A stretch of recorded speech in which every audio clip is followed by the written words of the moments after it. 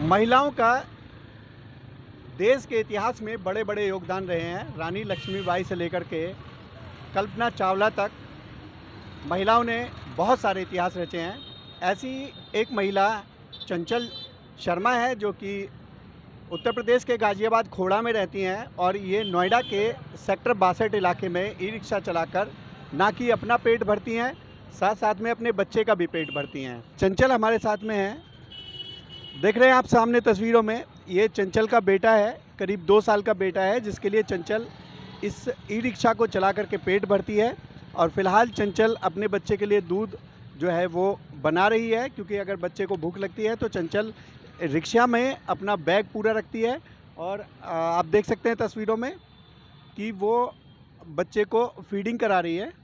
और ये अब फ़िलहाल ये बताइए मैडम कि आपने कैसे शुरुआत की और इसकी ज़रूरत कैसे पड़ी और क्यों आप ई रिक्शा चलाने लगी? मेरे पास कोई सपोर्ट नहीं थी और मेरे पास कोई सपोर्ट नहीं थी और खर्चा कैसे चलाती करके मैंने इसलिए ई रिक्शा चलाना चालू कर दिया। कितने दिन से चला रही हैं? मेरे को 1.5 साल हो गया। 1.5 साल से मैं ई रिक्शा चला रही हूँ। अब जो बच्चा है, बच्चा आप लेकर के चलाती हैं, घर में फैमिली में कोई और दूसरा इसको पालने वाला नहीं है क्या? थोड़ा सा कुछ बताइए। मेरी हस्बैंड मेरे हैं नहीं और घर में कोई संभालने वाला इनको है नहीं। मेरी मम्मी है, उनकी 50-60 साल उम्र है और वो अपना खुद का ही काम करती हैं, प्याज आलू करके बेचती हैं। और मेरे को कोई नहीं संभालने वाला था, जब भी मेरे को इसको लेके चलना पड़ा। अपना कमाएंगे नहीं तो फिर खाएंगे कहाँ से, वही वाली बात आ जाती है। तो इसलिए मेरे को खुद निकलना पड़ा, इसको लेकर के सारा सेटअप करके चलती हूँ घर से बाहर। कैसे बच्चा और ये सब सारा मैनेज कैसे करते हैं? इसका सुबह ही हम निकल जाते हैं। इसका दूध गर्म करके मैं बोतल में रखती हूँ, दूध गर्म रहता है, चीनी भी साथ में लेके चलती हूँ। और फिर 12 बजे तक हम चलाते हैं, फिर खड़ा कर देते हैं रिक्शा चार्ज के लिए। और चार्ज करने के बाद फिर 2 घंटे हम रेस्ट कर लेते हैं कहीं भी पेड़ के नीचे बैठ के। तो उसके बाद फिर शाम को हम चालू कर देते हैं। सारा कुछ मेरे पास ही रहता है, इसका सामान जब घर से निकलती हूँ सब कुछ लेके ही निकलती हूँ। कितना पूरे दिन में कमा लेती हैं, कितना अर्न कर लेती हैं? मैं पूरे दिन में 600-700 कर लेती हूँ। उसमें 300 रुपये मुझे किराया देना होता है एजेंसी वालों का, जिनका मैं रिक्शा निकाल के लाती हूँ।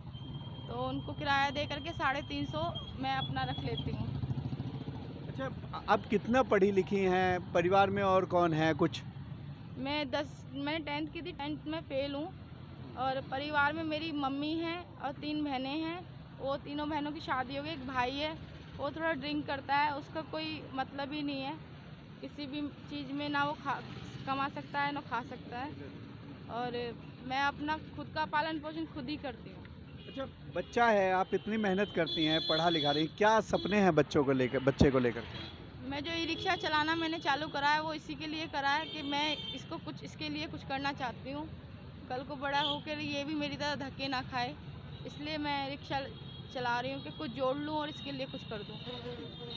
बिल्कुल, महिलाओं ने ज़मीन से लेकर के आसमान तक का सफ़र तय किया है। ऐसी ही ये एक चंचल हैं जो अपनी ज़िंदगी की शुरुआत रिक्शा चला करके कर रही हैं और ना कि अपना पेट भर रही हैं, अपने साथ साथ अपने 2 साल के बच्चे का पेट भर रही हैं और उसके लिए अपनी आँखों में बड़े बड़े सपने लेकर ये रिक्शा चला रही हैं।